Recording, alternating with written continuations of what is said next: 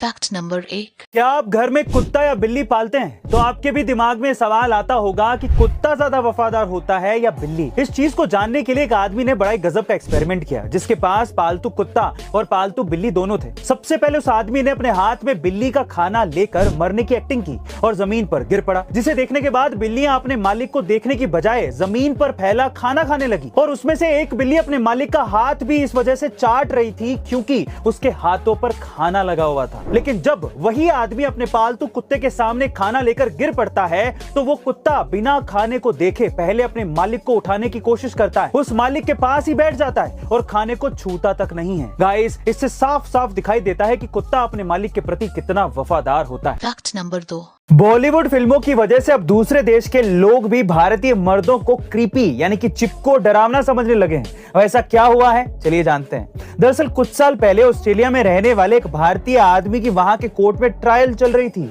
उसका गुनाह यह था कि वो कई महीने से एक ऑस्ट्रेलिया की महिला का पीछा करता था, उसे कॉल करता था और उस महिला से मिलने की कोशिश करता था।